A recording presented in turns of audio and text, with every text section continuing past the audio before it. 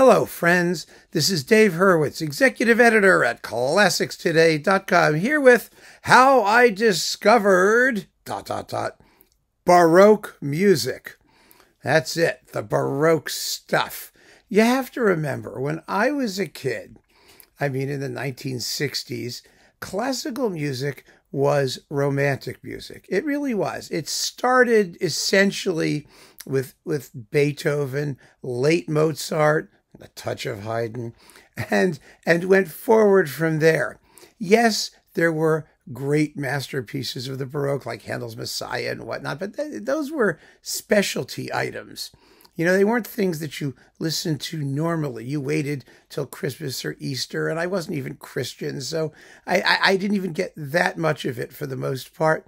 And Baroque music gradually seeped into my consciousness as something that you heard on the radio as sort of like elevator music, you know, especially Baroque instrumental music. It was background. The thing that sort of first popped into our awareness was Vivaldi's The Four Seasons, you know, because it was tuneful, but it was Baroque. I wouldn't really know what Baroque was. I remember I asked my mother, what did Baroque mean? And she basically said ornate, you know, tchotchkes. And that's true. It really was. I vividly remember art history class, you know, when I was in college. And, you know, we started with Baroque things. And, you know, they show you this German church that is encrusted with doodads everywhere. And, you know, the TA, because, it was the intro course. And, you know, the real professors weren't going to bother with it, the intro to art history course. How do we know it's Baroque? And I, of course, raised my hand and said, because it's ugly. It reminded me of, my grandmother's living room, you know, with, the crystal daggers and all the things, tchotchkes. It's tchotchkes. It's Baroque. And there was this wall, you know, of a mural on a wall with bodies all twined up and groping towards this hole in the clouds with the light, and there was angels on top with spears poking at the people who were groping to get into the light, and you know, we had just done medieval and Renaissance art, which was entirely liturgical, at least for the most part. It's liturgical except for the birth of Venus, and the rest of it's liturgical. And so she looks at this and says, so what do you think the title of this is? So someone said, The Birth of the Virgin. And she's like, nope, because all we saw was Birth of the Virgins and Annunciation scenes and things like that. Oh my gosh, it's endless. And so I said, The Death of the Virgin. And she said, nope. And I said, Gidget Meets the Virgin. And she said, nope. She said, it's The Triumph of the Word. I said, oh, isn't that obvious? It was just stuff. Everywhere was Baroque. And the music itself, because of that, always struck me as music that was ephemeral, music that was about ornament, music that wasn't, you know, supposed to be deep or interesting. It was just there to encrust our auditory senses, you know. And I didn't make any distinction between Bach and Handel and everybody else, because all you knew about Baroque music is that it was Bach and Handel, and then eventually Vivaldi, and then a lot of Italian people who sounded like dinner, you know, tortoni and spumoni and rigatoni and those people. And they all sounded the same. Why did they all sound the same? Well, they all sounded the same because everything had a continuo part with a harpsichord schlonging away in the background. And it was so irritating. I remember thinking to myself, who would bother listening to anything so monochromatic? Why do you have to have this bloody harpsichord blanging around, twang, twang, twang, twang, twang, twang, constantly? It was incredibly irritating. The harpsichord, as we all knew at that time, was simply a sort of, you know, pathetic understudy precursor to the piano. And thank God we could get rid of it once the piano finally popped up, because it was just hopelessly inexpressive and timbrally irritating. It took a long time to get past that. The only other real sort of Baroque thing that I liked that I really knew I liked were Bach's 2- and 3-part inventions, because I was learning how to play the piano at various times in my life, and I thought they were incredibly cool. I also thought they were incredibly hard to play because you need total equality between the hands. Never mind the 3-part inventions where you need 3 hands, and you have to be able to balance the parts, and everything one does, the other does. But they were just so nifty. I thought they were amazing. I always loved counterpoint, but counterpoint without a harpsichord, without that annoying sound in the background. I mean, I gradually came to love the harpsichord, but I also gradually came to realize that when it comes to harpsichords, it's very hard to find a good one.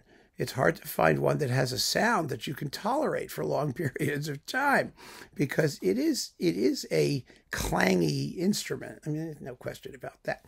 But anyway, so Baroque music was this amorphous blob of things with harpsichords that, you know, you heard in doctors' offices, or, you know, when you turned to the classical station, they filled up the time with them. And it only got worse because by the time we got to the 70s and the 80s, that was it. Baroque music was what classical radio played, especially on their pledge drives.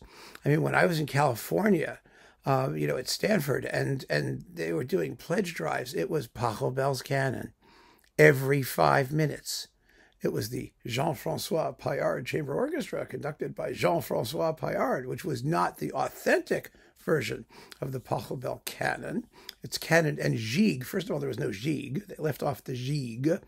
And then it was just this lovely string thing. You know, occasionally they toss in an Albinoni adagio or something like that. And that was what you heard endlessly. And it just reinforced my basic feeling that this stuff, there was no substance to this stuff. It was just fluff. And it just was there to, provide background, whereas I could enjoy, Beethoven and Brahms and Mahler, God forbid, all these other people who were so much more interesting. I was put off, I also have to say, and this is a very personal thing, I was very much put off by Baroque liturgical music, as opposed to, aside from Handel's Messiah, which, we all just sort of knew because it happened like every Christmas time. We heard bits of it. And I actually sang in it. So, I had to sing it, and I got that. But the Bach stuff and other things like that, I was terribly put off because I was so offended by the texts, which were a result of my own upbringing in a lovely racist community, which was rife with anti-Semitism. I was told as a child that I was a Christ killer, and that, I personally killed Jesus. And so that did not endear me to works such as Bach's Passions or any of the other things, the cantatas, oh, God forbid. I didn't really have any exposure to them. So I kept thinking about it, like Baroque, it was a blob. They were not differentiated composers.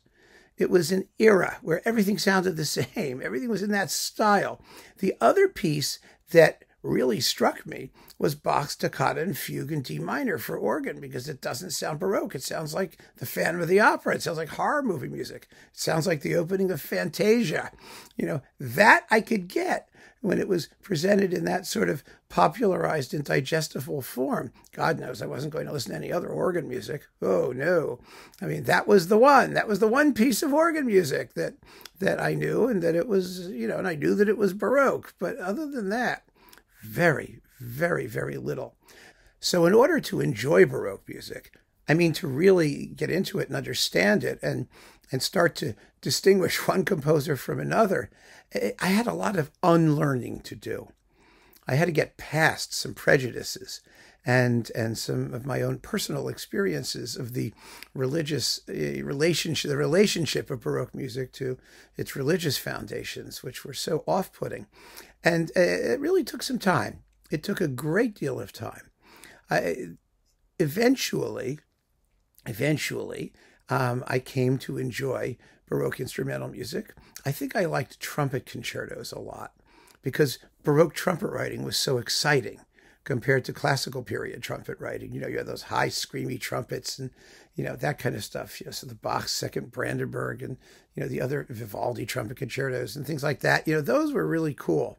And you begin to realize that certain pieces and certain performers were very exciting to listen to, and they happened to play Baroque music.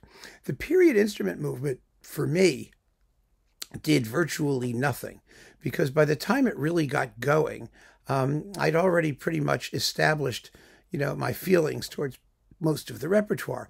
It was interesting to discover new composers. I mean, it was, but the fact of the matter is they say in England, you know, all's not false that's taught in the public schools. You know, the idea that all Baroque music sounds the same, well, it does. It was a style. And so hearing all of these, you know, Fasch and Heineken and, you know, all these other people you've never heard of, and, you know, Drufoni and Agravoni and Spinelli and, you know, whoever they were called, it didn't help. It didn't really help. And I remember very vividly when I was in college, there was a wonderful series on Philips, Leben des Baroque. Remember that? The Living Baroque series that had albums devoted to all kinds of people you never heard of. And I met these people. This was a very strange event. They had a woman living with them who was Italian, and she was visiting and just sort of touring the U.S. And I had met her through a friend of mine, and she was staying with these two people, and they claimed to love classical music. And so we got talking because I was running classical radio at WJHU at the time. And I invited them to my place so that we could, you know, listen to some music. And I asked them what they liked. And we were there with this Italian person. Her name was Gabriella. And I said to them, you know, what would you like to hear? She said, oh, well, we love Baroque music. And I was really proud of myself because I had like the whole Leben des Baroque collection. So I said, well, what would you like to hear? And they said, oh, we would love to hear Gemignani. And I said, oh, Gemignani, okay, well, that was a new one. And I went in there and ripped out my Leben des Baroque collection, and they had everything, but they didn't have Gemignani. There was no Gemignani. But I was in good shape because my record collection was in the other room, and so was the stereo. So I whipped out Locatelli, and I stuck them on, and I walked out and said, oh, isn't Gemignani terrific? And they looked and they said, oh, yes, we just love Gemignani. We've heard this Gemignani. Gemignani, Gemignani, Gemignani, Gemignani. And it was Locatelli. So that sort of confirmed my feeling that it didn't really matter which Baroque thing you played, as long as it had a harpsichord schlonging away in the background somewhere. You were in business. Of course, the truth is rather more nuanced than what I have just expressed. But my learning curve in this, that was my learning curve. I mean, in this series of how I discovered things, we can deal with individual composers in due course. But I wanted to start with just the big blob that was Baroque music. It was just an amorphous blob of things with a harpsichord, basically, with a couple things that stuck out, like, you know, flies in your soup, like the Bach two-part inventions or the toccata and fugue or Handel's Messiah. Otherwise, it was all the same. And it just was this very, very, very unpromising territory. And I think I was wondering, I wanted to talk about this because I was wondering how many of you who are from my generation, who are not, you know, musically inclined, shall we say, or weren't studying music specifically, if you had a similar experience of Baroque music and how you finally came to differentiate the different strata of Baroqueliciousness. I really am curious to hear how you did it. For me, it was just a slog. It was time spent listening to these different people over and over and over again, and finally simply getting used to and accepting the idiom, the style, and realizing it was not my grandmother's living room, or it wasn't some hideous church thing. I mean, that it had its own manner of speaking to us. Anyway, so that, my friends, is the story. I'm very interested to hear yours. I'm sure it's going to be just as scintillating. So keep on listening, friends. Thanks for joining me. Take care.